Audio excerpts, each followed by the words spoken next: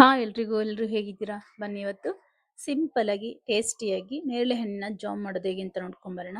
ತುಂಬಾನೇ ರುಚಿಯಾಗಿರುತ್ತೆ, ಮಾಡೋದು ಕೂಡ ತುಂಬಾನೇ ಈಸಿ.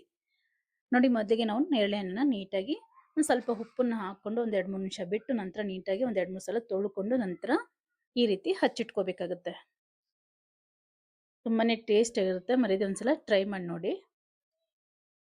ನೋಡಿ, ಈ ರೀತಿ ಎಲ್ಲೋ ಹಚ್ಚಿಟ್ಕೊಂಡಿರೋದನ್ನ ನೀಟಾಗಿ ಒಂದು ಮಿಕ್ಸಿ ಹಾಕೊಂಡು ನುಣ್ಣಕ್ಕೆ ರುಬ್ಕೊಂಡು ಬರೋಣ. ಈ ರುಬ್ಬಿರುವಂಥ ಈ ಪೇಸ್ಟನ್ನ ಒಂದು ಪ್ಯಾನ್ಗೆ ಹಾಕೊಂಡು ಚೆನ್ನಾಗಿ ಕುದಿಸ್ಕೋಬೇಕು, ಅಂದ್ರೆ ಬಿಸಿ ಮಾಡ್ಕೋಬೇಕು. ಇದನ್ನ ಚೆನ್ನಾಗಿ ಕುದಿಸ್ಕೊಳ್ಳೋದ್ರಿಂದ ಅದು ಕಲರ್ ಎಲ್ಲ ಚೇಂಜ್ ಆಗಿ ನಿಮಗೆ ಜಾಮ್ ಅದಕ್ಕೆ ಬರುತ್ತೆ.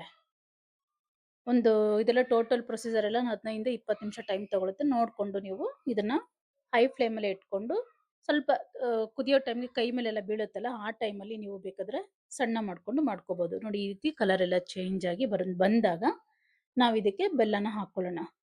ನಿಮಗೆ ಬೆಲ್ಲ ಬೇಡ ಅಂದ್ರೆ ನೀವು ಶುಗರ್ ಕೂಡ ಆ್ಯಡ್ ಮಾಡ್ಕೋಬಹುದು. ನಾನು ಇಲ್ಲಿ ಬೆಲ್ಲನ ಹಾಕೊಳ್ತಾ ಇದ್ದೀನಿ. ಬೆಲ್ಲ ಕೂಡ ತುಂಬಾನೇ ಟೇಸ್ಟಿಯಾಗಿರುತ್ತೆ. ಇದರ ಜೊತೆಗೆ ಬೆಲ್ಲ ಹಾಕೊಂಡು ಒಂದು 5-6 ನಿಮಿಷ ಚೆನ್ನಾಗಿ ಕುದಿಸ್ಕೋಬೇಕು. ಚೆನ್ನಾಗಿ ಕುದಿಸ್ಕೊಳ್ಳೋದ್ರಿಂದ ಆ ಹಸಿ ಸ್ಮೆಲ್ ಎಲ್ಲ ಹೋಗುತ್ತೆ. ಹಾಗಾಗಿ ಚೆನ್ನಾಗಿ ಕುದಿಸ್ಕೋಬೇಕು, ಮತ್ತೆ ಟೇಸ್ಟ್ ಕೂಡ ಚೆನ್ನಾಗಿ ಬರುತ್ತೆ.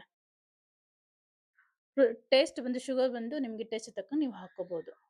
ಹಾಗೆ ಒಂದು ಪಿಂಚ್ ಆಫ್ ಸಾಲ್ಟ್ ಹಾಕೊಳ್ತಾ ಇದ್ದೀನಿ. ನಿಮಗೆ ಜಾಮ್ ಹೇಗಾಗಿದೆ ಅಂತ ಗೊತ್ತಾಗಬೇಕು ಅಂತಂದ್ರೆ ಈ ತಳ ಎಲ್ಲ ಬಿಟ್ಕೊಂಡು ಬರುತ್ತೆ. ಈ ರೀತಿ ಲಾಸ್ಟ್ ಮೊಮೆಂಟ್ ನೋಡಿ ಗೊತ್ತಾಗುತ್ತೆ ನಿಮಗೆ. ಈ ಹದಕ್ಕೆ ಬಂದ್ರೆ ನಿಮಗೆ ಜಾಮ್ ರೆಡಿ ಆಗಿದೆ ಅಂತ. ಇದೆಲ್ಲ ತಣ್ಣಗಾದ ನಂತರ ಈ ರೀತಿ ಒಂದು ಗಾಜಿನ ಬಾಟ್ಲಿಗೆ ಹಾಕಿಕೊಂಡ್ರೆ ನಿಮಗೆ ಹೊರಗಡೆ ಇಟ್ಟರು ಒಂದು 3-4 ದಿನ ಕೆಡೋದಿಲ್ಲ.